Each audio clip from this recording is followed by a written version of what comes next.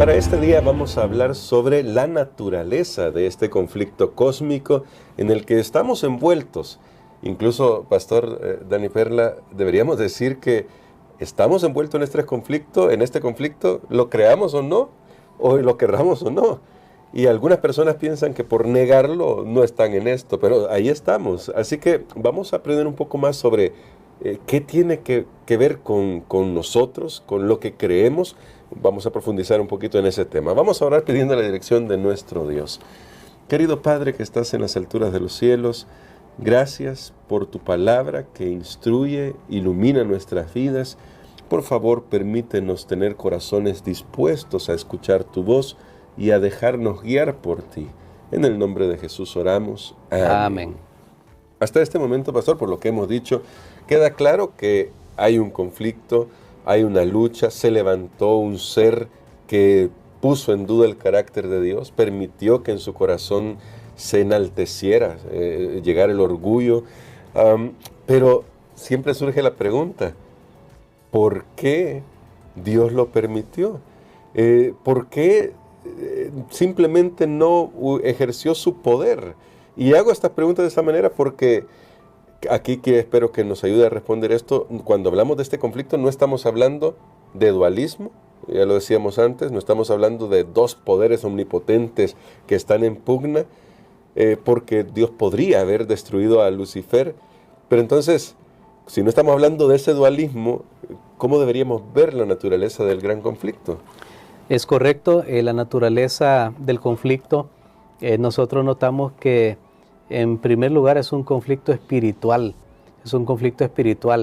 Incluso para nosotros la naturaleza de Dios es un misterio. La Biblia dice Dios es espíritu y debemos aceptar que hasta allí se nos ha sido revelado. Y este conflicto que inició en el cielo, que llegó a ser un conflicto porque primero comenzó en un ser de luz que Dios había creado, que brevemente estuvimos hablando un poquito esta semana. En este ser inició la duda, la sospecha, deseos de exaltación propia, y él jamás imaginó hasta dónde lo iba a llevar esto. Dios lo había creado un ser libre como todos los seres que él ha creado, y había dado de seguro también instrucciones como se las dio a nuestros primeros padres, pero él llegó a un punto donde había alguna duda, que en un sentido, usando correctamente, la duda no es mala,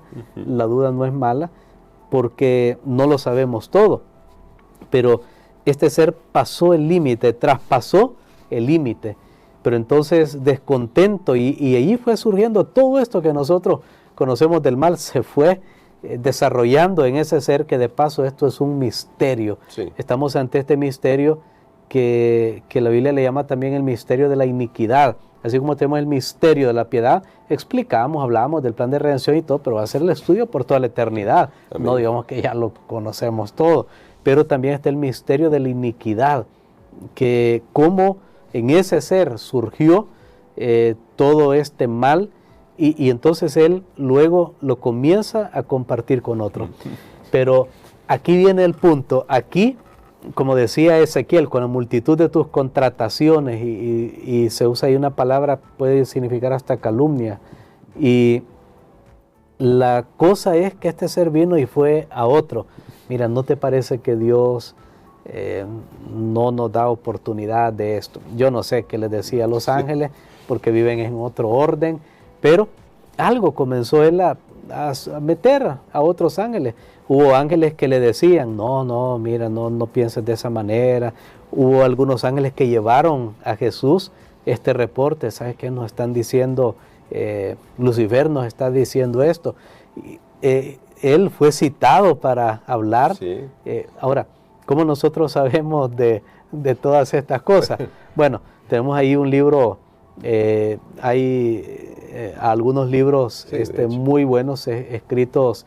Historia de la Redención, puede ser uno de esos libros escritos por Elena White. Recordemos que son libros inspirados también por el mismo Espíritu que inspiró las Sagradas Escrituras, y nosotros tenemos esta revelación posterior para explicar lo que está en la palabra de Dios, dar luz sobre algunas cosas que están en la palabra de Dios. Entonces, de esta manera, este ser hizo este conflicto, pero puso una duda.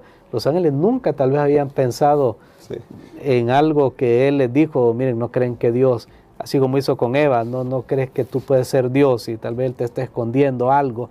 Y allí comenzó este conflicto que tenía que ser resuelto. Él calumnió, acusó a Dios, su carácter, que Dios al final no era quien decía ser, era egoísta, porque solo él quería ser adorado. Y claro, detrás de todo esto él estaba escondiendo sus motivos. El motivo correcto, que era él que quería ser adorado y por encima de Dios, y Dios le daba todo. Pero entonces él lo puso como que era Dios. Entonces no era un asunto de poder físico, material, porque si no Dios, quien crea todos los mundos y todo este universo, y como usted lo mencionaba muy bien, recuerden, Colosenses 1 dice que Él es el creador de todo, nada hay que no haya sido creado, y incluso la Biblia habla, es el creador de todas esas potencias que hay en los aires. O sea, no podemos pensar, no, es que el mal estaba por ahí, venía, no estaba, no existía. Pero ahora, ¿cómo se defiende Dios de esto? Yo siempre lo he dicho aquí, si una persona le acusan un hecho, un dato, es que usted puso este libro en este lugar y no lo puso allá. Bueno, un asunto que uno puede decir, no, que aquí está en este lugar, mire, era el lugar que hablamos, era el lugar correcto. Pero cuando se acusa a alguien de una motivación, es que usted hace lo que hace porque le pagan. O sea, ¿cómo usted puede demostrar lo contrario? Y eso fue lo que Lucifer hizo. Él acusó a Dios y no se trataba de usar su poder porque físico, material, porque iba a ser contraproducente. Ahora Dios tenía que refutar, y Dios vio que la manera más sabia era permitiéndole a él desarrollar sus principios hasta que Apocalipsis 12 nos dice, no se halló más lugar para él en el cielo. Hablando de eso, de desarrollar sus principios, me gustaría, pastor, para que nos ayude a comentar esta cita.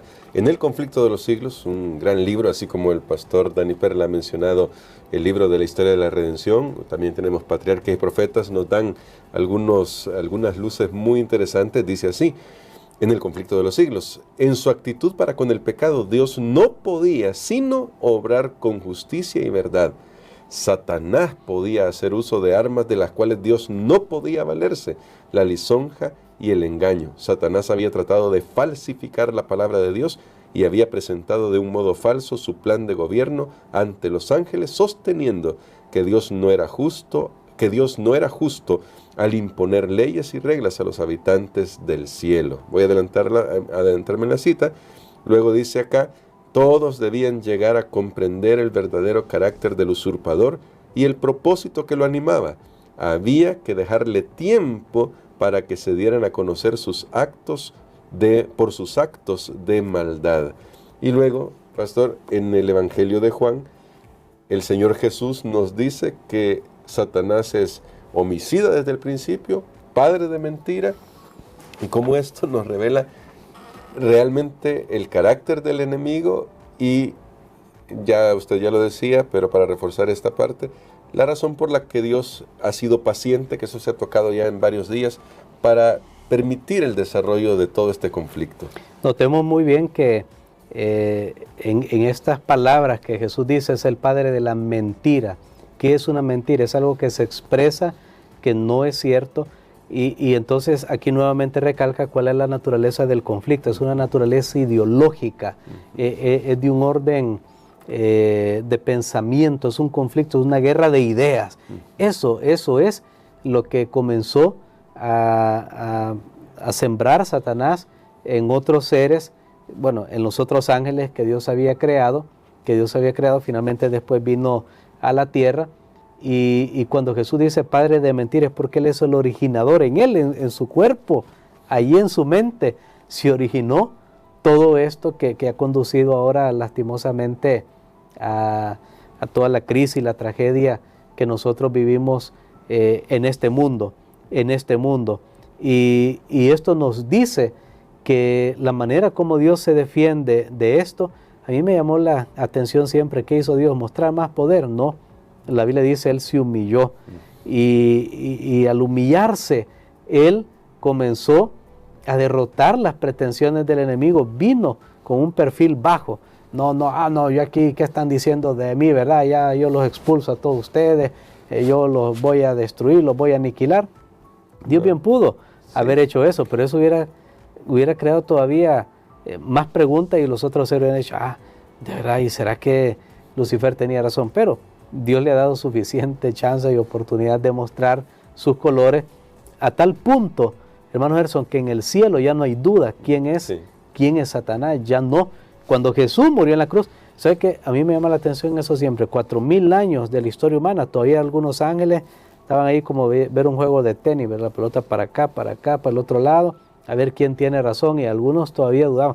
Cuando vieron a su amado comandante, a Miguel, Jesús, bueno, que en el cielo Arcángel Miguel, en la tierra era Jesús, y morir en la cruz, dijo, ya vemos quién es él, lo que está dispuesto a hacer. Le hizo eso a nuestro comandante en jefe celestial, y ahí ellos cerraron para siempre sus dudas. Por eso es que Apocalipsis dice que fue arrojado del cielo, porque ya no podía llegar allá y engañarlo. Ya en el cielo quedó claro quién es quién es Dios en este conflicto, quién es Satanás en este conflicto. Pero aquí en la tierra todavía nosotros estamos, cada generación que nace tiene que luchar, tiene que llegar a conocer por medio de lo que ha sido revelado en la historia, de qué bando va a estar en este conflicto. Pero Dios simplemente no se defendió, sino que lo mismo que pasó en el caso de Job, cuando Satanás lo acusó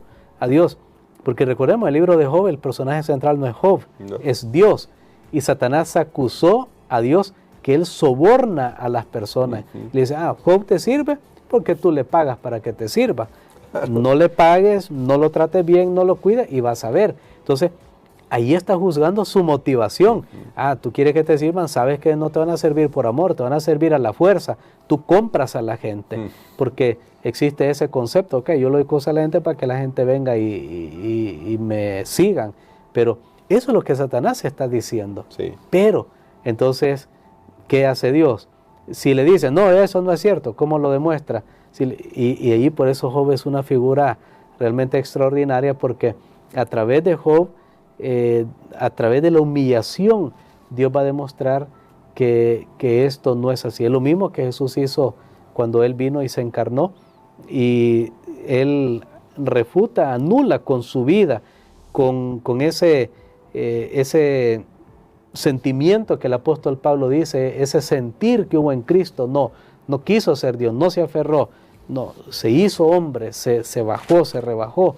De esa manera los seres celestiales vieron, y ahora nosotros los seres humanos tenemos la oportunidad de ver que Dios realmente es un Dios de amor, de gracia, de misericordia y de justicia, que Él no tiene ningún interés de imponerse sobre sus criaturas, sino que al contrario, es el Dios que se humilla y está dispuesto a darlo todo por cada una de sus criaturas. Amén, amén por eso.